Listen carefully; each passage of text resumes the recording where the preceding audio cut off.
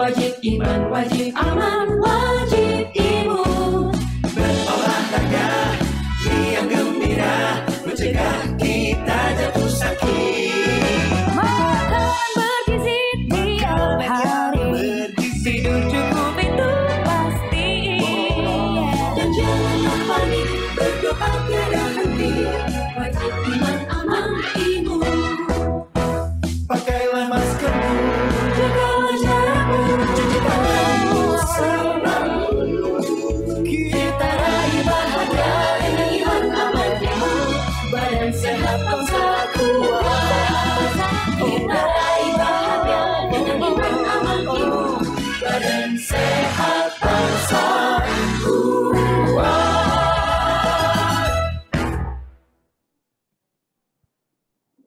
Halo pemirsa, selamat siang. Gimana kabarnya hari ini? Semoga tetap sehat dan selalu semangat dalam beraktivitas, serta jangan lengah dan lelah untuk disiplin menerapkan protokol kesehatan kapanpun, dimanapun. Dan jangan lupa untuk mengurangi kegiatan yang berpotensi menimbulkan kerumunan. Senang sekali saya Egit Hapsari bisa kembali hadir menemani Anda dalam dialog yang kali ini mengangkat tema pentingnya peran masyarakat akhiri pandemi yang disiarkan secara langsung dari Media Center Satuan Tugas Penanganan COVID-19 Graha BNPB Jakarta. Pemirsa, data beberapa hari terakhir menunjukkan tren kasus penyebaran COVID-19 di Indonesia terus mengalami peningkatan. Kunci utama pengendalian penyebaran COVID-19 adalah komitmen kuat seluruh elemen masyarakat agar tetap disiplin menerapkan protokol kesehatan. Peran pemangku kebijakan di tingkat lokal juga tak kalah penting dalam mengelaborasi kebijakan hingga berjalan efektif. Lantas bagaimana cara untuk mengoptimalkan kebijakan lokal dalam memutus penyebaran COVID-19? Telah hadir siang hari ini di studio narasumber pertama kita, seorang kepala daerah yang pernah mengalami betapa tidak nyamannya terpapar COVID-19 bahkan hingga harus menjalani perawatan selama 20 hari di rumah sakit. Ada Dr. Hajah Selika Nur Rahadiana, Bupati Karawang, Jawa Barat. Terima kasih Ibu sudah hadir di studio siang hari ini. Gimana kabarnya? Terima kasih, alhamdulillah sehat. Alhamdulillah sehat, sehat ya. Saya juga sehat, alhamdulillah. Terima kasih sudah bertanya. Dan narasumber selanjutnya juga telah bergabung melalui video conference Tim Pakar Perubahan Perilaku Satuan Tugas Penanganan COVID-19 Nasional, Bapak Turo Wongkaren PhD. Halo, apa kabar Pak Turo? Baik, Mbak Egit, apa kabar? Terima kasih. Iya, sehat ya Pak ya? Sehat, Iya. syukurlah sejauh ini sehat. Iya, tumben nih kali ini kita ngobrolnya melalui video conference ya Pak Turo ya. Iya, mesti siap-siap lagi ke Jakarta. Iya, siap Pak. Nah pemirsa, sebelum memulai perbincangan kali ini, sebagai informasi, kondisi studio telah disanitasi, mikrofon yang kami gunakan juga sudah didisinfeksi, dan kami pun senantiasa menjaga jarak. Talk show ini juga memperhatikan protokol kesehatan dan ditujukan untuk semua kalangan. Tapi sebelum kita memulai diskusi, seperti biasa kita akan menggunakan hand sanitizer terlebih dahulu. Silakan, Bu Selika.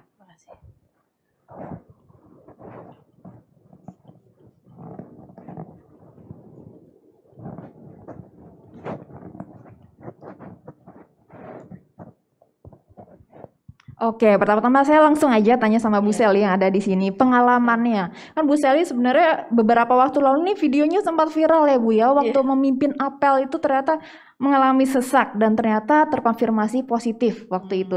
Mungkin sekarang sudah sembuh ya, tentunya sudah sehat. Tapi mungkin bisa diceritakan pada kita bagaimana pengalaman sebagai survivor dari COVID-19. Ya, terima kasih.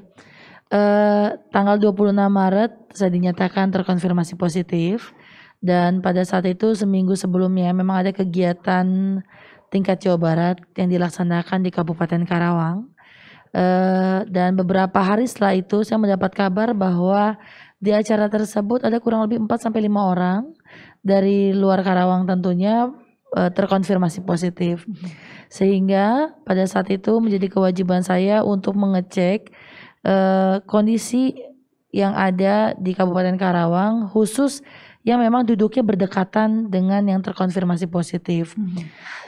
Pada waktu itu kan memang tidak bisa secepat mungkin ya. Jadi saya waktu itu pengajuan hari Rabu untuk dilakukan swab test dari Kementerian Kesehatan ya, di Labkesda Kementerian Kesehatan.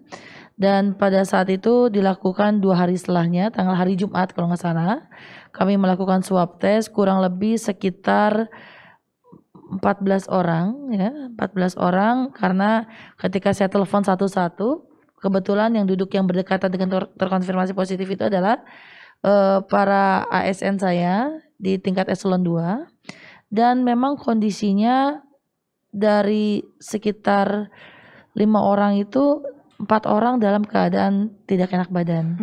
Ada yang bahkan 1 orang ini sudah dirawat di rumah sakit dengan keluhan panas dingin, jadi demam, keluhan sakit kepala, dan 3 orang lainnya memang sempat 2 hari berturut-turut ke klinik karena mengeluhkan kondisi yang tidak nyaman pada tubuhnya. Nah, hari Jumat kami diperiksa dan kami memberikan kesempatan kepada yang pada saat itu hadir. Jadi diri saya dan juga teman-teman yang hadir diprioritaskan yang utama, sehingga tidak termasuk keluarga, karena saya di gelombang pertama diprioritaskan yang terindikasi ada gejala dan memang pada saat itu hadir dalam acara tersebut. Nah, dari 14 sampling yang diambil, 7 orang dinyatakan positif.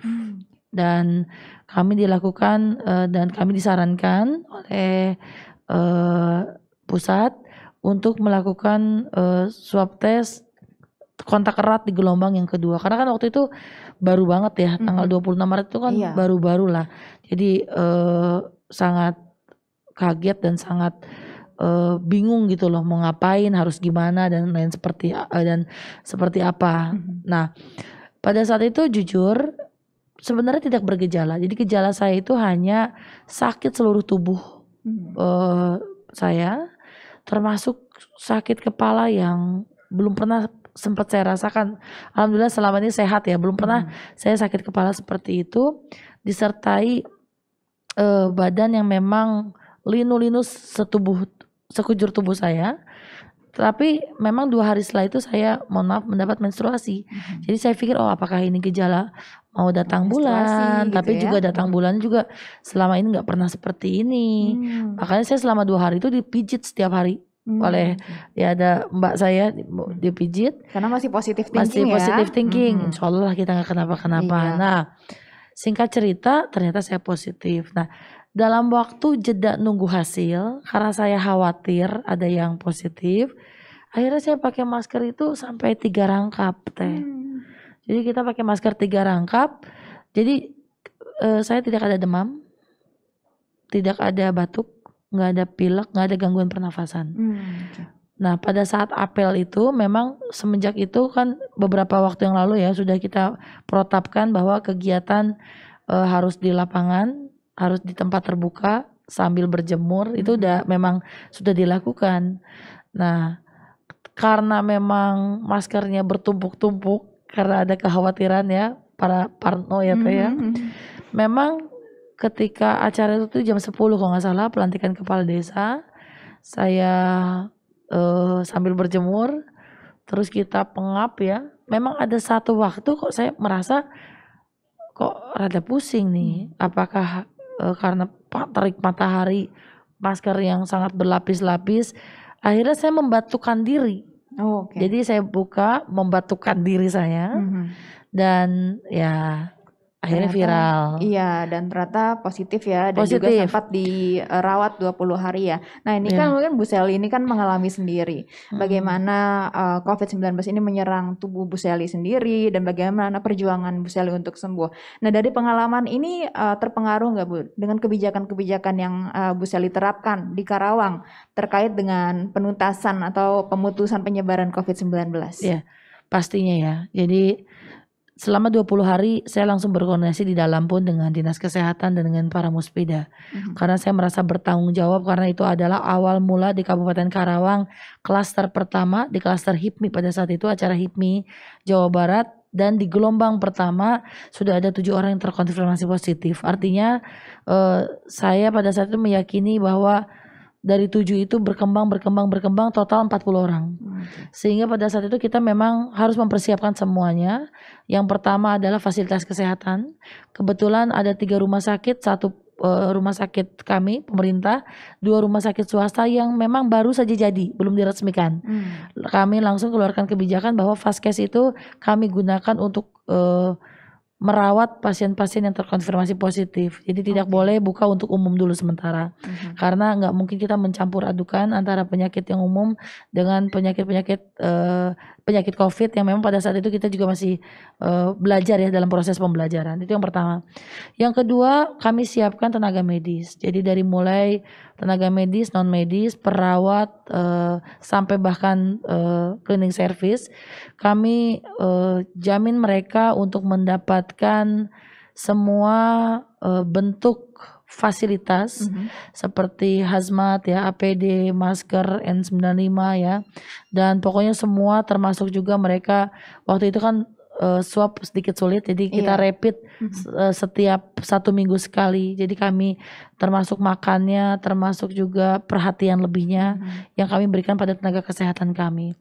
Dan memang pada saat itu kebijakan kami pemerintah daerah tidak ada yang boleh melakukan isolasi mandiri di rumah. Jadi semuanya harus di fasilitas kami kesehatan. ambil atau kami bagaimana pemulihan mereka itu dilakukan di fasilitas kesehatan. Tujuannya adalah pada saat itu karena saya khawatir pada saat itu progresivitasnya tinggi, khawatir tenaga kesehatan ini kelelahan, akhirnya ini menjadi sesuatu hal yang nggak baik bagi tenaga kesehatan kami. Nah, Jadi ini cukup total juga ya effort yang dilakukan Bu Sally sebagai pemimpin daerah karena sudah mengalami sendiri ya Bu ya. Kita akan bertanya lagi, lanjut ke Pak Turo dulu. Siap. Nah, selanjutnya Pak Turo, ini kan stigma negatif COVID-19 ini nggak bisa dipungkiri ya, masih melekat erat ya Pak di masyarakat. Sehingga nih banyak yang merasa sulit nih untuk menindaklanjuti keluhan atau kasus yang terjadi di lingkungan sekitar mereka begitu. Jadi upaya pemutusan penularan ini tuh jadi terkendala juga. Nah, gimana ini kondisi ini Pak Turo? Ya, ini memang sesuatu yang sangat sulit ya, karena stigma itu ada 2. Yang pertama, stigma di dalam diri sendiri pun itu juga penting, karena dia khawatir misalnya kalau ibu atau bapak yang bekerja, dia khawatir bahwa dia kalau ada keluarganya yang sakit, itu dia yang menyebarkan. Jadi self shame gitu ya, agak malu kalau dia ternyata menjadi penyebar. Yang kedua itu adalah stigma yang berhubungan dengan cara masyarakat melihat seseorang itu. Dan ini yang sebenarnya dua-duanya sama-sama menyedihkan karena harusnya nggak ada. Tapi salah satunya dikarenakan nggak cuma stigma yang diberikan oleh orang lain, tetapi juga ketakutan-ketakutan yang dari dalam diri sendiri itu yang banyak. Karena memang tergantung dari wilayahnya tentu ya. Tapi banyak sekarang ini kita sedikit berbeda dengan katakanlah bulan April gitu. Pada waktu bulan April atau pada waktu Bu Sally mendapatkan penyakit ini, itu begitu banyak yang tidak kita ketahui dan masyarakat juga benar-benar sangat menghindari. Tapi sekarang kalau saya lihat pelan-pelan masyarakat sudah mulai membuka, oh ya ini penyakit, oh ya memang ini perlu penanganan medis. Tapi tetap saja at the same time orang yang terkena itu takut kalau sampai dia dinyatakan positif, maka ada berbagai hal yang dia harus selesaikan, yang dia harus kalau boleh dihindari oleh dia. Salah satunya mungkin faktor ekonomi ya Pak Turo ya. Kalau saya positif gimana saya mencari nafkah untuk keluarga gitu mungkin. Ya itu salah satu faktor yang sangat penting tuh. Karena kalau sampai mereka harus katakanlah yang seperti tadi dikatakan oleh Bu Sally bahwa mereka itu harus diisolasi di fasilitas kesehatan ya. Tergantung dari mereka, apakah mereka itu pemimpin rumah tangga itu yang mencari nafkah, ataupun ibu rumah tangga atau bapak yang tinggal di rumah. Nah, siapapun juga itu akan sangat-sangat menyulitkan untuk keluarga mereka kalau sampai terkena COVID. Karena itu mereka sedapat mungkin semacam tutup mata aja lah, ya udahlah pokoknya mudah-mudahan nggak kena, itu aja.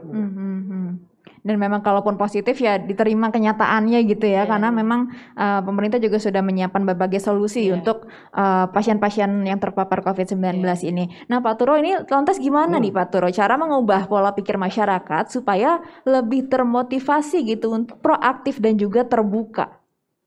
Ya, yang pertama kita mesti menyadari bahwa kita ini sebenarnya di dalam perang yang maraton ya.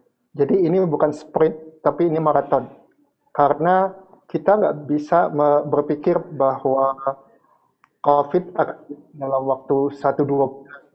Dan ternyata ini sudah hampir 1 tahun kan ya kita Betul. hidup bersama COVID. Dan ada beberapa indikasi bahwa masyarakat itu mengalami pandemi fatigue gitu ya, capek. Beberapa orang mungkin pada awalnya sekitar bulan Maret atau April mereka melakukan protokol kesehatan dengan ketat, tetapi lama-kelamaan ya sudahlah, mau apa jadinya, nanti kena ya kena, kalau enggak ya enggak. Nah, kalau ini yang sebenarnya sangat berbahaya gitu, karena salah satunya memang kita ini kebiasaan masyarakat kita maupun masyarakat dunia pada saat ini ya, yaitu budaya instan kan, instan noodles, kan, mie, apa namanya, super mie atau indomie atau segala macam mie yang bisa jadi cepat atau apapun yang jadi cepat. Nah ini termasuk juga di dalam kalau dapat penyakit ya sembuh cepat gitulah. Ya nggak apa-apa dapat penyakit tapi sembuhnya cepat. Begitu sembuhnya nggak cepat atau ternyata pandeminya lama, itu mereka frustasi. Dan frustasi ini yang membuat kita melihat banyak orang yang seakan-akan sudah tidak lagi mengindahkan pentingnya protokol kesehatan itu. Dan dikhawatirkannya kalau misalkan kondisi ini terus terjadi, ini akan semakin lama ya penuntasannya. Justru ya Pak Turo. memperpanjang apa yang mereka takuti atau mereka nggak suka gitu, karena mereka maunya selesainya cepat, justru malah yang terjadi adalah sebaliknya. Nggak sudah-sudah ya. Nah Bu Sally, ini kan Karawang ini kan merupakan area industri ya. Banyak masyarakat nih artinya yang harus bekerja di ruangan yang tertutup dalam jangka waktu tertentu, berjam-jam seharinya. Nah langkah apa saja sih Bu Sally yang diambil supaya tidak terjadi penularan COVID-19 di Karawang, terutama di daerah industrial ini? Iya, tentunya udah beberapa kali kami lakukan terkait masalah kebijakan, mengeluarkan yang namanya surat edaran, surat himbauan untuk melakukan sebagian kerja untuk di rumah ya. Jadi ada pembatasan pekerja yang bekerja di dalam pabrik dan itu udah dilakukan oleh perusahaan-perusahaan yang ada di Karawang. Apalagi memang sempat juga ada klaster-klaster industri di Karawang, 2 atau 3 perusahaan yang pada saat itu memang satu bidangnya kami tutup sementara sampai benar-benar dinyatakan clear. Jadi memang itu dilakukan oleh teman-teman perusahaan sampai sekarang, bahkan mereka ini memang lebih disiplin sebenarnya untuk mentaati semua aturan dan anjuran yang dilakukan oleh pemerintah daerah. Karena mereka juga banyak kekhawatiran justru ketika mereka ada yang terkena positif, produksi mereka berhenti. Betul. Kalau produksi mereka berhenti, kerugiannya lebih besar. Jadi lebih baik mereka memang sedikit demi sedikit mereka bertahap untuk memang melakukan AKB, adaptasi kebiasaan baru, dengan memang membatasi lah pekerja mereka daripada mereka menimbulkan kerugian yang lebih besar. Betul. Dan saya lihat cukup sangat baik dan patuh perusahaan-perusahaan kami yang ada di Karawang, karena memang mereka kan rata-rata perusahaan juga dari luar ya, sehingga memang prokesnya itu benar-benar dijaga dengan sangat baik. Baik ya jadi perusahaannya. Nah di luar dari wilayah industrial sendiri, secara keseluruhan masyarakat Karawang bagaimana responnya? Ya begini, kalau memang ini kan udah hampir setahun ya, jadi kalau awal di bulan Maret April ya, saya melakukan PSBB itu sampai 2 kali, terus juga PSBM, terus juga baru AKB, adaptasi kebiasaan baru. Memang hal yang wajar juga ketika memang masyarakat nih hari ini udah ada lelah tadi seperti beliau bilang Pak Turo ini, sehingga masyarakat sekarang lebih mungkin di lapangan ini ya udah deh, kalau memang saya nasibnya kena ya kena. Nah ada memang pikiran-pikiran seperti itu, tapi kami sebagai pemerintah aparat TNI, aparat Polri, tokoh agama, tokoh masyarakat, setiap hari ini kami menjadi agen-agen promosi kesehatan. Dan itu wajib dilakukan. Karena memang ketika saya dapat itu memang jempling deh, semua diam. Di Karawang ini nggak ada yang keluar rumah. Karena memang mungkin contohnya adalah wah bupati aja kena apalagi saya. Ya. Tapi memang sekarang ini harus kami benar-benar pertama secara regulasi kami perketat. Misal untuk hari ini tidak ada kafe, restoran yang boleh buka di atas jam 8 malam. Jadi semua harus tutup, sistemnya take away di atas jam 8 malam. Itu juga kan salah satu antisipasi lah untuk penularan COVID lebih tinggi lagi, dan minimal memang ada beberapa kebijakan-kebijakan yang kami keluarkan agar semua terkendali masalah penularan COVID. Ini ternyata pandemic fatigue ini bukan hanya dialami masyarakat di Karawang aja ya, tapi kita bersama. Secara psikologis memang kita bisa saja lelah dengan pandemi ini. Nah, tapi Pak Turo ini kan berhubungan dengan pandemic fatigue nih. Kita mungkin masyarakat sudah mulai lelah melakukan protokol kesehatan. Tapi pendekatan seperti apa Pak Turo supaya masyarakat ini mau mengerti dan juga terbuka kesadarannya dalam menerapkan protokol kesehatan, bahkan nggak perlu menutup diri nih jika ada keluarga atau dirinya mengalami gejala COVID mungkin di tengah kondisi pandemic fatigue yang seperti Pak Turo sampaikan tadi.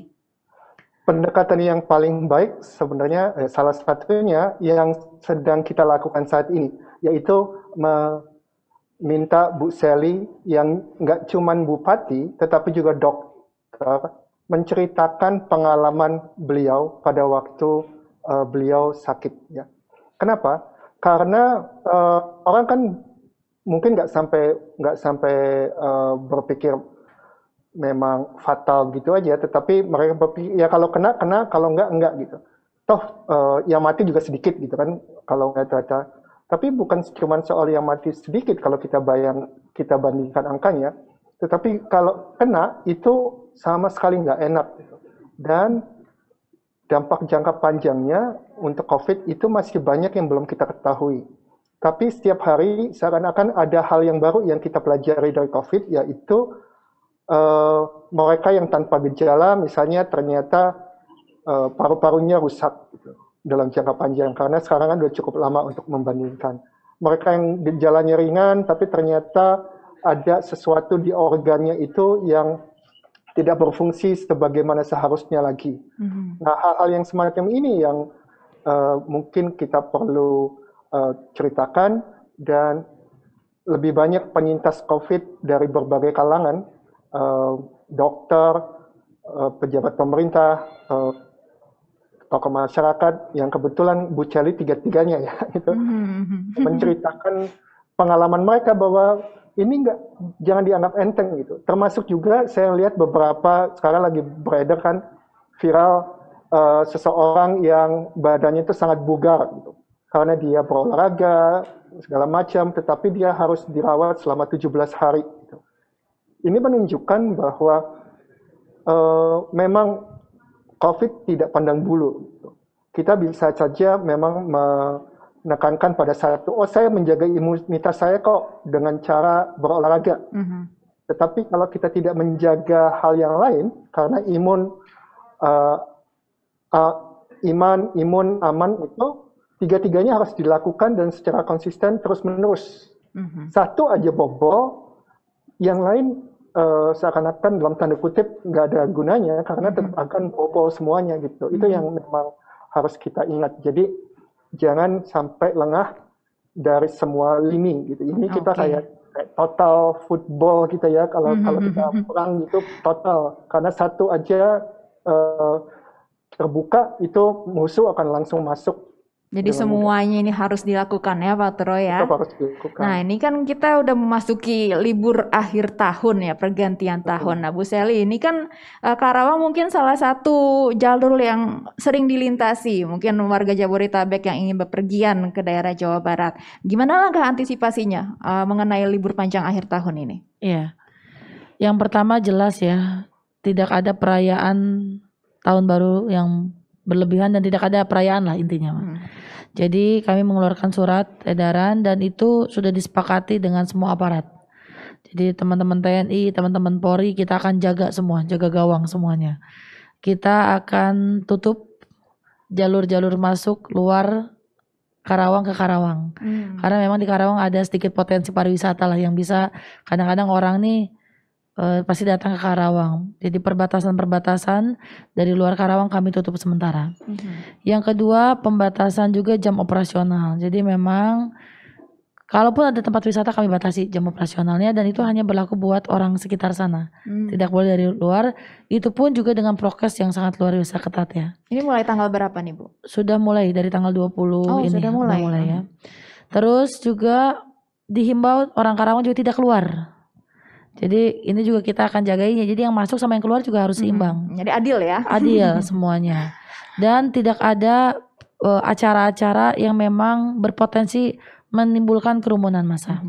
Dan saya akan turun dengan Pak Kapolres, Pak Dandim ya. Semua aparat kita akan turun dan kita akan sweeping di malam malam tahun baru ini kita akan sweeping di H-2-nya kita akan langsung ke lokasi melihat situasi yang ada di lapangan, tapi yang pasti kita akan tutup semuanya. Potensi keramaian kita akan tutup semuanya ya. Proaktif melakukan patroli ya untuk mencegah kerumunan ya. Oke, nah berhubungan dengan mungkin kegiatan belajar mengajar gitu di sekolah ya, beberapa daerah sempat membatalkan kebijakan sekolah tatap muka di bulan Januari. Gimana dengan Karawang, Bu? Iya, kemungkinan besar ya sama. Jadi apalagi sekarang lonjakannya cukup sangat tinggi ya. Dan sekarang saya ini ada klaster staf pendidikan di salah satu perguruan tinggi di Karawang. Jadi ini juga 18 orang. Walaupun itu staf, karena kan kalau pendidikan belum dimulai ya. Nah itu juga akan menjadi bahan evaluasi kami terkait masalah kebijakan dunia pendidikan. Bentuknya sedang kami formulasikan, apakah untuk kuliah dulu dengan misalnya seminggu sekali atau seminggu 2 kali, itu kita lagi komunikasikan dulu. Tapi kalau untuk PAUD, SD, SMP, SMA itu kayaknya kami kalau tinggi kami membatalkan dulu kebijakan itu. Jadi kami memprioritaskan kesehatan dulu ya daripada urusan yang memang bisa diselesaikan atau dicarikan solusi yang lain, khususnya di dunia pendidikan. Jadi sama juga ya, menunda kebijakan sekolah tatap muka. Jadi tidak akan ada sekolah tatap muka di bulan Januari, at least untuk pendidikan di bawah perguruan tinggi gitu ya, SMA, SMP, SD dan TK kita akan PAUD evaluasi semua ya. Akan dievaluasi semua. Dan sedang diformulasikan begitu. Nah Pak Turo, ini gimana nih, pekan sebentar lagi libur akhir tahun tadi ya. Bulan depan juga ada beberapa daerah yang menunda, ada juga yang tetap mungkin melakukan kebijakan sekolah tatap muka. Tapi bagaimana masyarakat nih harus mempersiapkan diri, mengingat kasus positif ini masih tinggi nih beberapa hari terakhir. Ya, kita tentu harus melihat lokasinya ya. Gitu ya. Artinya mereka yang memang wilayah yang memang memungkinkan untuk dibuka secara terbatas itu dipersilakan dibuka secara terbatas. Tetapi kalau memang masih jelas bahwa ada banyak orang keluar masuk dan lain-lain, mungkin seperti yang dilakukan oleh Karawang adalah salah satu cara yang terbaik. Nah, berhubungan dengan masa libur panjang, kita tahu bahwa setiap kali libur, khususnya yang panjang, itu ada kecenderungan peningkatan angka kasus baru. Nah, itu saya pikir kita harus benar-benar menyadari bahwa walaupun kita bosan, walaupun kita capek, dengerin itu aja seakan-akan, tapi nggak ada pilihan lain. Ini benar-benar nggak ada pilihan lain kalau kita mengabaikan protokol kesehatan, itu risiko untuk terkena COVID akan sangat tinggi. Apalagi kalau di dalam kerumunan seperti yang kita lihat di beberapa viral di sosial media ya. Begitu banyak orang yang mengantri untuk tes rapid antigen itu. Begitu di Soekarno-Hatta, begitu banyak orang yang memenuhi tempat-tempat wisata sekarang ini, ya sangat-sangat berpotensi untuk menyebarkan COVID itu lagi. Dan kalau sekarang kita udah bosen, tapi kita tetap melakukan hal yang sama, maka sebenarnya kita akan memperpanjang. Hal yang lain adalah yang kita belum angkat dari tadi, yaitu kemungkinan vaksin, gitu ya. Nah, orang mungkin berpikir, kan ntar lagi ada vaksin. Iya, ini malah bikin santai justru malah ya. Iya, itu kita harus hati-hati karena vaksin itu kalau segala sesuatunya berlangsung dengan baik, insya Allah berlangsung dengan baik. Untuk masyarakat umum itu baru keluar pada semester kedua 2021. Artinya masih lama nih ya Pak Turo Masih ya? lama, iya masih lama. Itu pun kalau segala sesuatunya berjalan dengan baik ya. Kita Oke. tahu dalam berbagai keputusan publik itu ada berbagai hambatan. Nah, jadi memang harus diperpanjang, jangan sampai sebelum vaksin yang beneran itu datang, kita sudah kena duluan. Jadi harus tetap ketat ya protokol kesehatannya ya.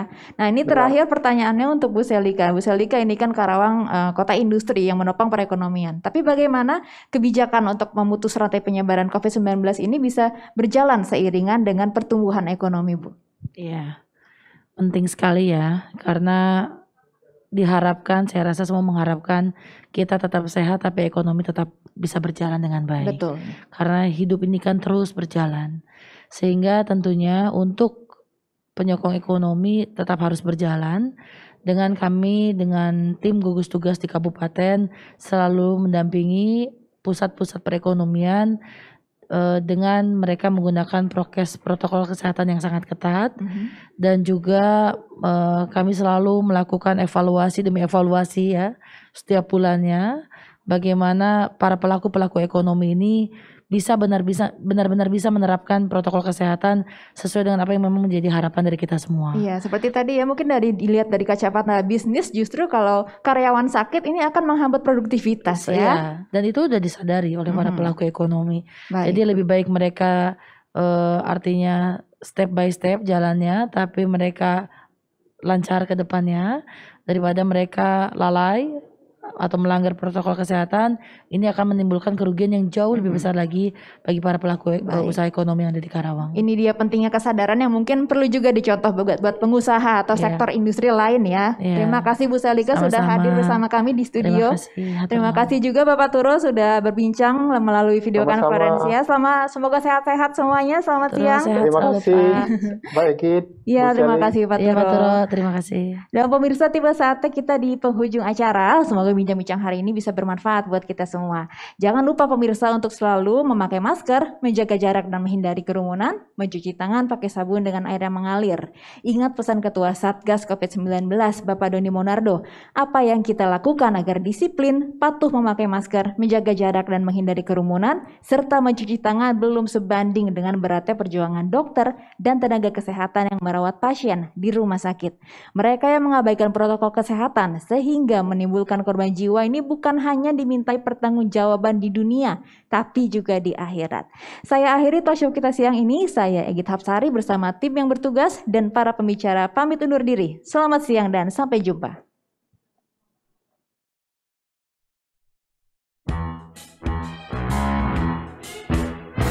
Jalani hari dengan 3 wajib, wajib iman, wajib amal.